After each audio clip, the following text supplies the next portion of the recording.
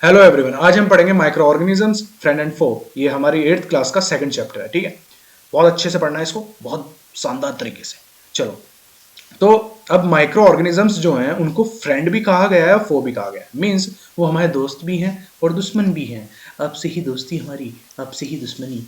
तो ये है क्या, पहले तो ये देख लेते हैं माइक्रो ऑर्गेनिजम्स कहते कहते किसको है। ठीक है, माइक्रो का मतलब है जो बहुत छोटे हैं, जो 10⁻⁻6 मीटर के साइज के हैं। उनका जो साइज है वो 10⁻⁻6 मीटर है। मीन्स 1 मीटर का 10 लाखवां हिस्सा, इतने छोटे छोटे छोटे हैं वो, या फिर उससे भी ज़्यादा ही छोटे। ठीक है, इस रेंज में ही वो मिलते हैं, इसी रेंज में उनका साइज होता है, बहुत ही छोटे। इसलिए वो हमें आंखों से दिखते नहीं है हमारे एनवायरमेंट में, लेकिन हम उनको देख नहीं पाते। हमारे एनवायरमेंट में हैं बट हम उनको नहीं देख पाते हैं। ठीक है, लिविंग ऑर्गेनिजम्स है।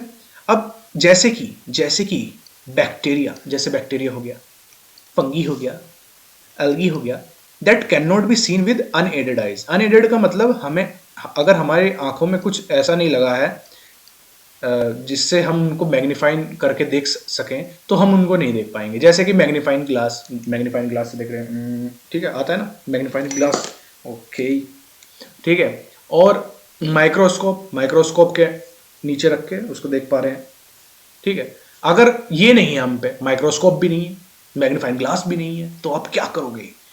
तो हम कुछ नहीं कर पाएंगे, हम उनको देख ही नहीं सकते हैं। ठीक है, इतने छोटे हैं वो, छोटे छोटे हैं, बहुत छोटे छोटे छोटे छोटे छोटे छोटे। अब आप देखिए, एग्जाम्पल के लिए आपने देखा होगा जब ब्रेड खराब होता है तो उसके ऊपर ग्रे कलर की एक पैचेस वगैरह आने लगते हैं। पैचेस मीन्स उसके जो ऊपर जो है ग्रे कलर की कवरिंग आने लगती है, एक कवरिंग सी आने लगती है, गंदा सा होने लगता है, सड़ने लगता है ना, फिर उसको हम खा नहीं सकते। तो ब्रेड जब भी मॉइस्चर के कांटेक्ट में आएगा तो वो स्पॉइल हो जाता है, सड़ जाता है, और उसके ऊपर क्या आ जाती है, ग्रे व्हाइट पैचेस आने लगते हैं उसकी सरफेस पर। तो ग्रे व्हाइट पैचेस क्यों आते हैं? क्योंकि उसके जो सरफेस है उस पर फंगी लग जाता है। भैया, ये लग गया फंगी हमारा। ये जो है ये जो इस डायग्राम में दिखाया गया है, यही है भाई साहब जो उस ब्रेड पे लग जाते हैं जाके। ठीक है, ये उस ब्रेड पे पैदा हो जाते हैं। टिंग टिंग टिंग टिंग, इनकी एक मुंडी होती है, टिंग टिंग टिंग टिंग, इस तरह से। ठीक है, ये क्या है? ये है फंगी। तो फंगी की ग्रोथ हो जाती है जिसकी वजह से पैचेस आते हैं जो कि कैसे होते हैं, ग्रे कलर के। ठीक है, एक चीज और, वाटर और सॉइल जो है आप हर जगह देख लीजिए, चाहे पानी है या मिट्टी है या कुछ भी है, हर जगह छोटे छोटे छोटे छोटे ऑर्गेनिजम्स होते हैं जो हम देख नहीं सकते। ठीक है, वो सारे के सारे ऑर्गेनिजम्स क्या हैं? हमारे माइक्रो ऑर्गेनिजम्स। अब इनको कई क्लासेस में डिफाइन किया है। जैसे हमारी क्लास है, हम क्या है? हम एक मनुष्य है ना, मानव है। दूसरा, अगर हम जानवरों की बात करें तो उसमें कोई गाय है, कोई बैल है, कोई कुछ है ना। सबकी अपनी अपनी क्लास में हमने डिवाइड कर रखा है कि ये भेड़ बकरी है, ये आपका ऊंट वाली कैटेगरी का है, ये जो है ये भाई साहब मनुष्य की कैटेगरी में आते हैं ना। तो ऐसी इनकी भी कैटेगरी है। इनकी कैटेगरी क्या है? ये माइक्रो ऑर्गेनिजम्स तो हैं, इनकी कैटेगरी क्या है? एक की ये जो है ये बैक्टीरिया हो गया, ये फंगी हो गया, ये एल्गी हो गया। ऐसे ऐसे इनको भी हमने डिवाइड कर रखा है। आप ये देखिए, ये जो दिख रहा है यहाँ पे पिक्चर में आपको, ये है आपका बैक्टीरिया। ये सारे के सारे आपके बैक्टीरिया हैं, ये छोटे छोटे, ये छोटे छोटे, ये छोटे छोटे, ये छोटे, ये बैक्टीरिया है। ठीक है, ये फंगी हो गया जो ब्रेड पे लगता है हमारा, इसलिए इसको कहते हैं ब्रेड मोल्ड। ठीक है, ये भी एक फंगी है जिसका नाम है पेनिसिलियम। ठीक है, ये हो गया एस्परजिलस। ठीक है, अब आप देखिए क्लासिफिकेशन ऑफ माइक्रो ऑर्गेनिजम्स, कितने पार्ट में इनको हमने डिवाइड किया है, इनको कितने हिस्सों में हमने विभाजित किया हुआ है कि आप इस जाति के हैं। तो मेनली 4 तरह के हैं। एक है बैक्टीरिया, एक है फंगी, एक है प्रोटोजोआ, और एक है एल्गी। लेकिन एक क्लास और है, वायरस। इसको हम अलग से पढ़ते हैं क्योंकि इसका जो नेचर है इन चारों क्लास से बहुत डिफरेंट है। वो इसलिए क्योंकि ये बहुत ही विचित्र तरह का माइक्रो ऑर्गेनिज्म है, और ये जब किसी भी सेल वगैरह के अंदर होता है तो उसको अपना होस्ट बना लेता है। होस्ट यानी कि उसके जितने भी न्यूट्रिएंट्स वगैरह है ये खाने लगता है। कि अच्छा, आप ये रोटी खा रहे हो, लाइए रोटी का कुछ हिस्सा हम खाएंगे। ठीक है, मतलब रोटी, डायरेक्ट रोटी तो नहीं खाएगा, रोटी पहले ग्लूकोज बनती है, फिर वो यूज होती है बॉडी में, उसी बॉडी के न्यूट्रिएंट्स को खाने लगता है।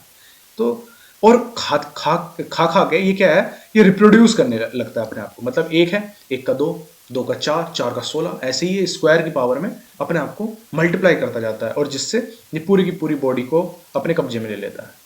तो ये है वायरस। वायरस जो है आपको बैक्टीरिया में भी वायरस लग सकता है। बैक्टीरिया खुद माइक्रो ऑर्गेनिज्म है, लेकिन बैक्टीरिया से भी छोटा है इसका साइज। ये बैक्टीरिया को भी होस्ट बना सकता है, ये प्लांट को भी होस्ट बना सकता है, एनिमल, ठीक है, जानवर वगैरह हो गए, हम हो गए, आप हो गए, ठीक है। तो ये है आपके वायरस। अब आप एक चीज देखिए, जैसे कोल्ड हो गया, फ्लू हो गया, जुकाम वगैरह हो जाता है, छींछी करते हैं हम, ठीक है, पोलियो हो गया, चिकन पॉक्स हो गया, ये ऐसी बीमारियां जो वायरस फैलाता है। वायरस भाई साहब आपको यहाँ देखने को मिलेंगे, ये रहे, ये है वायरस आपके। ये सैटेलाइट सी, ये टिंग टिंग सी जो लग रही है, ये सैटेलाइट सी हमें, ये सैटेलाइट नहीं है, ये वायरस है, ये है वायरस, ठीक है। ये हेड हो गया वायरस का इस तरह से, टिंग टिंग टिंग, ठीक है। ये वायरस है। ये जब बॉडी में जाता है, जब जब ये अपने आप को एक्टिवेट कर देता है। एक्टिवेट कैसे करेगा? एक जाएगा, दो को बनाएगा, दो जाएंगे, दो हो गए, चार को बनाएंगे, 16 को बनाएंगे, ऐसे ही स्क्वायर करते जाते हैं, है ना। ये स्क्वायर करते जाते हैं अपने आप को। और बॉडी के बाहर रहेगा तो भैया अपना आराम से घूम रहे हैं, कोई दिक्कत नहीं, फ्री है, अकेले ही घूम रहे हैं, मल्टीप्लाई नहीं कर पाएंगे, क्योंकि इनको एक होस्ट चाहिए होता है। होस्ट यानी कि जिसपे ये पूरे डिपेंडेंट रहें और उसके पूरे न्यूट्रिएंट्स को सोख सकें, खा सकें उसको। डिजीज लाइक जैसे डिसेंट्री, डिसेंट्री में क्या होता है, हमारा पेट वगैरह जो है खराब हो जाता है, और वाटर जो है हमारे बॉडी से काफ़ी लूज होने लगता है, पानी की कमी पड़ जाती है हमारे शरीर में। तो डिसेंट्री हो गया, मलेरिया हो गया, ये सारी की सारी बीमारियां जो है ये प्रोटोजोआ से फैलती हैं। ये रहे आपके प्रोटोजोआ। एक अमीबा हो गया, यहाँ पे ये जो दिखाया गया ये अमीबा है, और ये क्या है? पैरामीशियम, PARAMECIUM, पैरामीशियम, ठीक है। टाइफाइड एंड ट्यूबरक्लोसिस, टीबी, पहले बहुत डेथ होती थी भारत में टीबी की वजह से। ये सारी की सारी जो डिजीज हैं, टीबी एंड टाइफाइड, ये बैक्टीरिया से फैलती हैं। ये जो क्लास आप यहाँ पे देख रहे हैं, ये जो क्लास आप यहाँ पे देख रहे हैं, स्पायरोगायरा, ठीक है, ये क्या है हमारा? स्पायरोगायरा, ये एल्गी है, ठीक है। ये क्या है हमारा? ये हमारा चैल्मेडोमोनस, ठीक है, बहुत खतरनाक सा नाम है, ये भी एल्गी की कैटेगरी में आता है। चलो, where do micro organisms live? कहाँ रहते हैं ये कहाँ रहते हैं? ये हर जगह रहते हैं, आपके पास, मेरे पास, एनवायरमेंट में, हर एक जगह ये आपको मिलेंगे, ठीक है।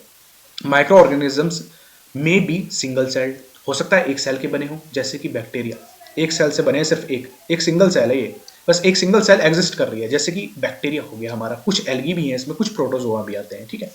मल्टी सेलुलर मतलब बहुत सारी सेल्स, बहुत सारी सेल मिल रही हैं आपस में, और ये एक माइक्रो ऑर्गेनिज्म कुछ बना रही है। ये कुछ बन गया भैया, ये कुछ बना है, ये जो भी बना है ना, ये जो भी बना है, ये एक मल्टी सेलुलर ऑर्गेनिज्म है, मल्टी सेलुलर है, माइक्रो ऑर्गेनिज्म है, जो जिसमें एल्गी भी आते हैं कुछ, और कुछ फंगी भी आते हैं, दोनों आते हैं इसमें। They live in all types of environment, हर तरह के एनवायरमेंट में रह सकते हैं, चाहे ठंड है या गर्मी है या धूप है या कुछ भी है, हर जगह आपको ये मिलेंगे माइक्रो ऑर्गेनिजम्स, ठीक है। They also found in side the bodies of animals, हमारे अंदर भी मिलते हैं, हम भी तो एनिमल हैं, जानवर, ये जानवर है, ये मनुष्य नहीं, ठीक है। तो मनुष्य, इंसान हो या जानवर हो, हर जगह ये आपको मिलते हैं, बॉडी के अंदर भी, हमारे बॉडी के बाहर भी, मेरे हाथ में भी, आपके हाथ में भी, हर एक जगह, मेरे चेहरे वगैरह पे, हर जगह ये मिलते हैं।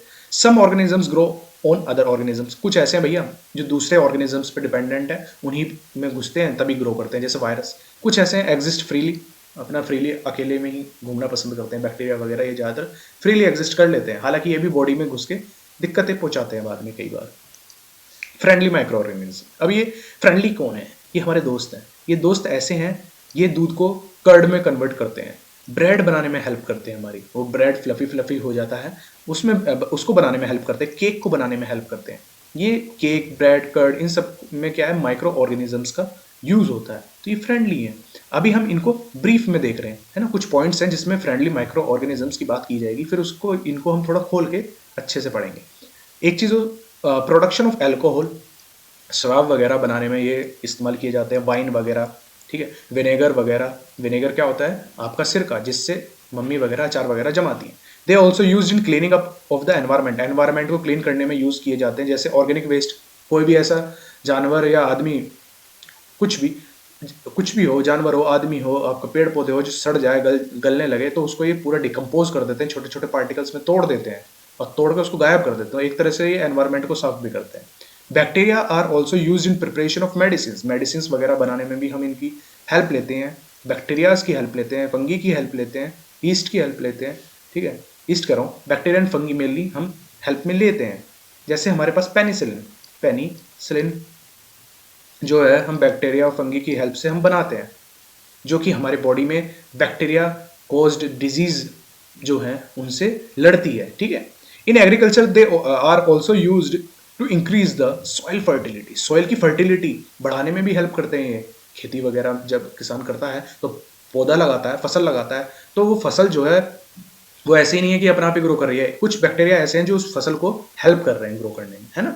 तो उनके बारे में हम पढ़ेंगे। चलो अब कैसे हेल्प कर रहे हैं वो बैक्टीरिया, वो भी मैं आपको सही से बताने वाला हूँ धीरे धीरे। पहला पॉइंट देख लेते हैं, making of curd and bread. तो making of curd and bread में कैसे हेल्प कर रहे हैं, इसमें जो हेल्प करते हैं वो हैं हमारे बैक्टीरिया भाई साहब लैक्टोबैसिलस। कैसे? लैक्टोबैसिलस साहब, ये आपको जो है दही से सॉरी दूध से दही में कन्वर्ट करने में बहुत हेल्प करते हैं। आपके पास दूध है, उसमें थोड़ी सी दही डालिए और ये बैक्टीरिया एकदम तुरंत एक्टिवेट हो जाता है लैक्टोबैसिलस, और ये आपकी पूरे दूध को जो है दही में चेंज कर देता है धीरे धीरे अपने आप को मल्टीप्लाई करके, है ना, मल्टीप्लाई करके। मतलब एक था 2 हो गए, 2 के 4 हो गए, 4 के 16 हो गए, ऐसे ही बढ़ते जाते हैं, ठीक है। तो helps in formation of curd, it multiplies in milk and convert it into curd, है ना, सही है। Bacteria are also involve in making of cheese, cheese वगैरह बनाने में भी हम इनका इस्तेमाल करते हैं, और अचार वगैरह बनाने में भी ये यूज किए जाते हैं। Bacteria and east helps in fermentation of rice and idlis. Fermentation होता है इडलीज वगैरह, राइस वगैरह, जैसे कि हम इडली वगैरह खाते हैं, साउथ इंडियन डिश है, बहुत अच्छी डिश है। तो इडली वगैरह में क्या होता है, जब हम चावल वगैरह भिगाते हैं, या हमें ये चावल भिगो दिए हमने, ये चावल है हमारे, बहुत सारे चावल, बहुत सारे चावल, बहुत सारे चावल। अब इसमें क्या डालेंगे हम, एक पाउडर डालते हैं, एक पाउडर डालते हैं इसमें, इसको बोलते हैं ईस्ट पाउडर, YEAST। तो इस पाउडर में क्या है, ईस्ट है। ईस्ट जो है ये एक लिविंग थिंग है ना, लिविंग क्रिएचर है। Creature means living micro organism है। ये जैसे इसमें हम डालेंगे ना तो ये बहुत सारे हो जाते हैं, ये थोड़े से थोड़े थोड़े जो है ना ये अपने आप को मल्टीप्लाई करते रहते हैं, तो और ज़्यादा हो जाएंगे, और ज़्यादा हो जाएंगे, और फिर ये क्या है, रेस्पिरेशन के थ्रू कार्बन डाइऑक्साइड को छोड़ते हैं। जब ये कार्बन डाइऑक्साइड छोड़ेंगे तो ये जो चीज़ है, ये हमारा जो ये चावल जो था ये फूलने लगेगा, ये चावल हमारा फूलने लगेगा, और हमें देखने को क्या मिलेगा, भाई हमारी बन रही इडली, बहुत अच्छी इडली है ये, है ना। वो फ्लफी फ्लफी हो जाती है, फूलने लगती है, वो कार्बन डाइऑक्साइड की रिलीज की वजह से वो फूलने लगती है, क्योंकि उसमें ईस्ट जो है बहुत अपने आप को रिप्रोड्यूस कर रहे हैं, मल्टीप्लाई कर रहे हैं, अपने आप को खुद ही पैदा करे जा रहे हैं ना। एक है, एक का 2 हो गए, 2 के 4 हो गए, ऐसे बढ़ते जा रहे हैं। तो increasing the volume of rice and idlis, इसलिए ये इडलीज या राइस बोल लो, चावल बोल लो, उनके जो वॉल्यूम को बढ़ाते जाते हैं, और इस तरह से इडली वगैरह हम बनाते हैं। East is use in baking of bread, इसी तरह से सेम प्रोसीजर एकदम हम ब्रेड में यूज करते हैं बनाने के लिए। पेस्ट्रीज भी हम ऐसी बनाते हैं, केक का छोटा भाई है ना, पेस्ट्रीज और केक्स वगैरह भी ऐसी हम बनाते हैं। कमर्शियल यूज क्या है इनका, कमर्शियल यानी कि व्यापार में हम कैसे यूज करते हैं। तो व्यापार तो ज्यादातर किन चीजों का होता है, जैसे अल्कोहल वगैरह हो गया, इनका व्यापार किया जाता है ना, है शराब वगैरह, जो कि पीनी बहुत गंदी बात है, लेकिन इनका व्यापार किया जाता है। और वाइन वगैरह, एसिटिक एसिड, विनेगर, इन सब को बनाने में भी हम माइक्रो ऑर्गेनिजम्स का यूज करते हैं। क्यों, कैसे, वो देखिए। जैसे ईस्ट है इसमें भी, ये जो है इसकी खूबी होती है कि ये नेचुरल शुगर को है ना, जो शुगर होती है जो नेचुरल फॉर्म में, जैसे शुगर केन में है ना, मीठी होती है ना, शुगर केन खाते हैं, गन्ना खाते हैं, मीठा लगता है, तो शुगर है उसमें, या फ्रूट्स वगैरह में जो शुगर है उसको ये कन्वर्ट करती है अल्कोहल में, तोड़ तोड़ के ये ईस्ट जो है उस शुगर को कन्वर्ट कर देता है अल्कोहल में, और इसी अल्कोहल को जो है फिर हम प्यूरिफाई वगैरह करके पूरा अपना बेचते हैं, है ना। तो अल्कोहल हो गया, ऐसे ही वाइन बनती है, और ऐसे ही एसिटिक एसिड, विनेगर जिसको बोलते हैं सिरका, जो मम्मी वगैरह यूज करती हैं अचार वगैरह बनाने में, है ना। तो this process of conversion of sugar into alcohol, sugar से अल्कोहल में चेंज हो रहा है ना, शुगर था, ईस्ट बैठे भाई साहब, उन्होंने उसको सड़ाना गलाना शुरू किया, फर्मेंटेशन शुरू किया, और उसको चेंज कर दिया, है ना, उसको सड़ा गला के उसको चेंज कर रहा है ना दूसरे फॉर्म में। तो चेंज कर रहा है किस फॉर्म में, दूसरे फॉर्म में, किस फॉर्म में, अल्कोहल में। तो अब ये क्या हो गया, इस प्रोसेस को क्या बोलते हैं हम, फर्मेंटेशन, इसी चीज को हम बोलते हैं फर्मेंटेशन। फर्मेंटेशन का जो कंसेप्ट है, ये हमारे साइंटिस्ट साहब थे लुईस पैस्चर, इन्होंने डिस्कवर किया था कि आप ये कीजिए आपको शराब मिलेगी, आप ये कीजिए, इस तरह से फर्मेंटेशन होता है। आप एक काम कीजिए, ईस्ट लाइए, उसको शुगर पे बैठाइए, ठीक है, वो आपकी शुगर को जो है अल्कोहल में चेंज करेगा, ठीक है। अब मेडिकल यूज क्या है, मेडिकल जो यूज है इनका, ये हम एंटीबायोटिक्स टैबलेट होती हैं, एंटीबायोटिक मीन्स जो बैक्टीरिया से लड़ने में हेल्प करती हैं, ऐसी टैबलेट्स या ऐसी कैप्सूल्स या ऐसे इंजेक्शन, ठीक है, सुई वगैरह लगता है डॉक्टर जी, सुई, तो उनको बनाने में हेल्प करते हैं। जैसे कि जिसका एक एग्जांपल है ये पेनिसिलिन, पेनिसिलिन बहुत फेमस है, ये एक फेमस एंटीबायोटिक है जो बैक्टीरिया को खत्म करती है, जो हमारे ऐसे बैक्टीरिया जो हमारे शरीर में आ गए हैं, जो हमें बीमार कर रहे हैं, ठीक है। दीज मेडिसिन किल और stop the growth of disease causing micro organisms, ठीक है। Such medicine are called antibiotics. ऐसी मेडिसिन को क्या कहते हैं? एंटीबायोटिक्स, ठीक है। Antibiotics are produced by growing bacteria and fungi. Fungi and bacteria को ग्रो करके इनको बनाया जाता है। एग्जाम्पल के लिए और देख लीजिए थोड़े और एग्जाम्पल। ये है आपका स्ट्रेप्टोमाइसिन, स्ट्रेप्टोमाइसिन, टेट्रासाइक्लिन, टेट्रासाइक्लिन, इरेथ्रोमाइसिन, इरेथ्रोमाइसिन, ठीक है। ये 4 एग्जाम्पल आपके सामने हैं। अगर आपसे पूछे कि भैया बताइए एंटीबायोटिक की डेफिनेशन बताइए, आप बता देंगे कि एंटीबायोटिक्स जो हैं वो हमारे शरीर में जो डिजीज कॉजिंग माइक्रो ऑर्गेनिजम्स जो घुस गए हैं उनको मारने में हमारी बॉडीज की हेल्प करती हैं, है ना। इन्हीं को हम एंटीबायोटिक्स कहते हैं। जैसे कि किस तरह के माइक्रो ऑर्गेनिजम्स होते हैं वो, जैसे बैक्टीरिया हो गया, प्रोटोजोआ हो गया, फंगी हो गया, ये इस तरह के हैं जिनसे हमें बचाती हैं, जो डिजीज पैदा कर रहे हैं। और एग्जाम्पल के लिए आप पेनिसिलिन लिख दीजिए, स्ट्रेप्टोमाइसिन, टेट्रासाइक्लिन, ये याद भी रहेगा आपको, ठीक है। टेट्रासाइक्लिन, स्ट्रेप्टोमाइसिन, एक जैसे है ना, सिन आ रहा है आखिर में, इन आ रहा है समय, पेनिसिलिन, है ना। Antibiotics are mixed with the feed of livestock and poultry to check microbial infection in animals। ये तो ठीक है, अच्छी बात है। जब आप यूज कर रहे हो तो एनिमल्स को भी तो यूज करने दो, है ना। एंटीबायोटिक्स आप यूज कर रहे हो, ये दवाइयाँ आप यूज कर रहे हो जिससे बैक्टीरिया जो बॉडी में है हमारी वो खत्म हो रहा है, तो एनिमल्स भी इसको यूज करते हैं, प्लांट्स वगैरह भी इसको यूज करते हैं। प्लांट्स वगैरह की डिजीज को क्योर करने के लिए भी हम इनका यूज करते हैं। चलो, अब वैक्सीन क्या होता है? वैक्सीन क्या है? हमारी बॉडी में कुछ कई बार क्या है, ऐसे भाई साहब आ जाते हैं, ये आ गए, ये हमारी बॉडी में कुछ ऐसे भाई साहब आ जाते हैं जो हमारी बॉडी को बीमार करने की चाहत रखते हैं। ये आ गए अंदर, ठीक। ये हमारी बॉडी में इम्यून सिस्टम है, इम्यून सिस्टम। इम्यून सिस्टम क्या करता है? अच्छा तुम आ गए, लो हम भी अपने योद्धा भेजते हैं, ये अपने योद्धाओं को यहाँ भेज देते हैं, ठीक है। ये आ गए योद्धा हमारे, ये योद्धा जो है इनसे लड़ते हैं, इनका क्लैश होता है, इनको क्या बोलते हैं? एंटीबॉडीज। इम्यून सिस्टम जो है, जैसे ही वैक्सीन लगती है, ये क्या है? ये वैक्सीन के थ्रू जो है डेड या वीकेंड माइक्रो ऑर्गेनिजम्स हैं।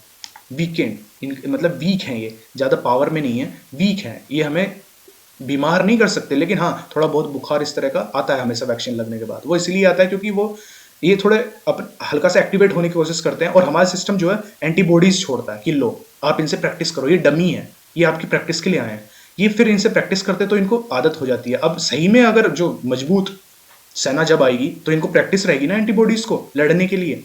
तो इस तरह से वैक्सीन के थ्रू हमारी बॉडी में एंटीबॉडीज पैदा होती हैं, जिससे फ्यूचर में हम बीमारियों से जो है अपने आप को बचा पाते हैं, ठीक है। तो इन्हीं चीज को जो ये weakened, if dead or weakened microbes are injected into our body, है ना, डेड या जो वीक हैं, ऐसे माइक्रो ऑर्गेनिजम्स जब हमारी बॉडी में डाले जाते हैं जो फाइट करते हैं, जिनसे हमारी बॉडी फाइट करती है एंड किल करती है, तो वो क्या बनाती है? फिर एंटीबॉडीज बनाती है। ये बना दिया इम्यून सिस्टम ने हमारे, और ये एंटीबॉडीज जो है हमारे शरीर में रहते हैं और आने वाले डिजीज से हमें बचाते हैं फ्यूचर में, ठीक। इसी चीज को क्या कहते हैं? ये इसको अंदर डालने को ही कहते हैं वैक्सीनेशन। वैक्सीनेशन हमें सुई लगा के ज़्यादातर किया जाता है, इंजेक्शन लगाता है ना डॉक्टर, वो वैक्सीनेशन है। वैक्सीनेशन किस किस बीमारियों का हो जाता है? एडवांस में कराया जाता है, जैसे कॉलरा हो गया एडवांस में, लो भाई साहब, ट्यूबरक्लोसिस का हो गया, स्मॉल पॉक्स हो गया, हेपेटाइटिस हो गया। बचपन में लगते हैं ना ये सुइयाँ बहुत सारी, पता नहीं चलता क्यों लगवा रही हैं मम्मी पापा हमारे, क्यों लगवा रहे हैं ये पता ही नहीं चलता, लेकिन इनका बहुत फायदा होता है फ्यूचर में। एडवर्ड जिनर, जो एडवर्ड जिनर है, इन्होंने सबसे पहले वैक्सीन को डिस्कवर किया, किसकी? स्मॉल पॉक्स की। स्मॉल पॉक्स एक बीमारी है और इसमें जो है छोटी छोटी जो है पूरा धब्बे टाइप के, फुंसिया टाइप के हो जाती हैं पूरे शरीर पे। तो इन्होंने जो है इन्होंने इस वैक्सीन का डिस्कवरी की, ठीक है, साइंटिस्ट साहब ने। इनका नाम है एडवर्ड जिनर, जिससे स्मॉल पॉक्स को प्रिवेंट या क्योर किया जा सकता है। पोलियो ड्रॉप्स जो पीते हैं ना, 2 बूंद जिंदगी की, टुप टुप, बचपन में बहुत पिए ना, तो वो ड्रॉप्स जो हैं वो भी वैक्सीन ही है। या तो आप ड्रॉप्स पी लीजिए आराम से, अच्छी भी लगती है ना, और या तो सुई लगवा लीजिए, तो सुई लगवाओगे तो थोड़ा दर्द होएगा, टुई टुई, ये लो। अब इसके बाद क्या है? इंक्रीजिंग सॉइल फर्टिलिटी, सॉइल की फर्टिलिटी को बढ़ाने में भी ये यूज में आते हैं। जैसे साइनोबैक्टीरिया, साइनोबैक्टीरिया ऐसे बैक्टीरिया हैं भाई साहब, ये जो हैं हमारी मिट्टी में रहते हैं, ये मिट्टी में रहते हैं यहाँ पे आराम से। ये हाथ पैर दिखा दिए मैंने, इनके हाथ पैर नहीं होते हैं, ठीक है, ये माइक्रो ऑर्गेनिज्म है, ठीक है। तो ये है यहाँ पर, ये आपकी मिट्टी हो गई। ये क्या करते हैं, नाइट्रोजन लेते हैं हवा से, ये नाइट्रोजन लेते हैं, लाओ हमें दो, हम जो है इस नाइट्रोजन को, ये हमारे पेड़ जो लगे हुए हैं, इसमें पौधा जो लगा हुआ है, इनके यूजेबल फॉर्म में इनको चेंज कर देंगे। ये क्या करते हैं, ये इसको इनके यूजेबल फॉर्म में चेंज करके इनको इनकी रूट्स को दे देते हैं कि लो अब आप इनको इस नाइट्रोजन को यूज कर सकते हो। कहने का मतलब नाइट्रोजन एटमॉस्फेयर से लेते हैं एंड मिट्टी में जो है कन्वर्ट कर देते हैं, मिट्टी की फॉर्म में कन्वर्ट। मिट्टी के फॉर्म मीन्स ये मिट्टी में नाइट्रोजन का कंटेंट बढ़ाते हैं, हवा से लेते हैं एंड मिट्टी में फिक्स कर देते हैं, हवा से लेते हैं सॉइल में फिक्स कर देते हैं। इस तरह से सॉइल में जो है नाइट्रोजन का कंटेंट बढ़ जाता है और जो कि प्लांट के द्वारा अच्छे से यूज भी किया जा सकता है। डायरेक्ट नाइट्रोजन यूज नहीं कर पाएगा प्लांट, ठीक है, जिससे सॉइल की फर्टिलिटी बढ़ती है। और ऐसे माइक्रो ऑर्गेनिजम्स को क्या कहते हैं, बायोलॉजिकल नाइट्रोजन फिक्सर, ठीक है, ऐसे माइक्रोब्स को हम क्या कहते हैं, और बायोलॉजिकल नाइट्रोजन फिक्सर्स। अब आप ये देखिए, ये जो है ना, ये बीड्स वगैरह, ये बीड्स की तरह दिख रहे हैं ना आपको, टीन टीन ऐसे चेन सी लग रही है ना, ये जो चेन सी है यही है हमारे साइनोबैक्टीरिया। साइनोबैक्टीरिया, इनको नमन कीजिए आप, इनके पैर छूइए, क्योंकि इनकी वजह से ही प्लांट वगैरह ग्रो करते हैं, फसल होती है और हम खा पाते हैं चीज़ों को। तो छोटे से छोटे बैक्टीरिया भी हमारे जो एग्जिस्टेंस है इस पृथ्वी पे, उसके लिए कितना इंपॉर्टेंट है, आप ये सोच के देखिए। अगर वो ना हो तो पौधे ना हो, और पौधे ना हो तो हम ना, कहीं नहीं मिलेंगे, ठीक। क्लीनिंग द एनवायरनमेंट, एनवायरनमेंट को क्लीन करने में भी हेल्प करते हैं। जैसे कोई भी ऑर्गेनिक मैटर जो है, जैसे such as the plants, the dead animals, कुछ भी चीज़ जो डेड हो चुकी है, जैसे जो कि ऑर्गेनिक है, जो प्लांट है, सीधी बात है, अगर डेड हुई है तो ऑर्गेनिक ही होगी, ठीक है। जैसे प्लांट्स हो गए, एनिमल्स हो गए, हम हो गए, आप हो गए, कुछ भी हो सकता है। देखो, तो जो डेड जो चीज़ है उसको डिकम्पोज करने में ये बैक्टीरिया या ये माइक्रो ऑर्गेनिजम्स हमें हमारी जो हेल्प करते हैं। उसको क्या करते हैं, खा खा के छोटे छोटे छोटे छोटे पार्टिकल्स में तोड़ देते हैं, छोटे छोटे पार्टिकल्स, छोटे छोटे, ठीक है, इनटू सिंपलर सब्सटेंसेस, ठीक है, बाय माइक्रो ऑर्गेनिजम्स। ये सिंपलर सब्सटेंसेस में उसको तोड़ देते हैं, जिससे क्या होता है, वो पूरे डिकम्पोज हो जाते हैं और एक समय हमें देखने को मिलेगा कि वो भाई गायब ही हो गई है। वहाँ जो बॉडी थी वो गायब हो चुकी है, वहाँ जो पेड़ था, सड़ा हुआ गला हुआ पड़ा था वो पेड़, वो गायब हो चुका है। तो इसलिए micro organisms can be use to degrade the harmful and smelly substances को ये खत्म करते हैं एनवायरनमेंट से, है ना। क्योंकि जो चीज़ डेड हो चुकी है वो अब यूज में नहीं है, तो उसको रिमूव करना ही बेटर है। और ये ऑटोमेटिकली रिमूव हो भी जाते हैं माइक्रो ऑर्गेनिजम्स की मदद से, और ये अपना आप ही करते हैं, हम नहीं कह रहे इनसे, ये अपना आप ही हो रहा है नेचर में, है ना, thereby cleaning up the environment. और इस तरह से ये हमारे एनवायरनमेंट को साफ सुथरा भी रखने में बहुत हेल्प करते हैं। तो ये हमारे फ्रेंड्स के रूप में हमने माइक्रो ऑर्गेनिजम्स को पढ़ लिया है। अब हम अगली स्लाइड में इसका दूसरा पार्ट पढ़ेंगे, जो कि होगा micro organisms as our enemy. तो उसमें हम क्या पढ़ेंगे, उसमें हम देखेंगे कि इनसे हमें क्या क्या बीमारियां होती हैं और कैसे कैसे हम उनसे बच सकते हैं, ठीक। तो अगर आपको ये अच्छी लगी हो वीडियो तो इसको पक्का लाइक ज़रूर कीजिए एंड शेयर ज़्यादा से ज़्यादा कीजिए, ठीक है। Thank you.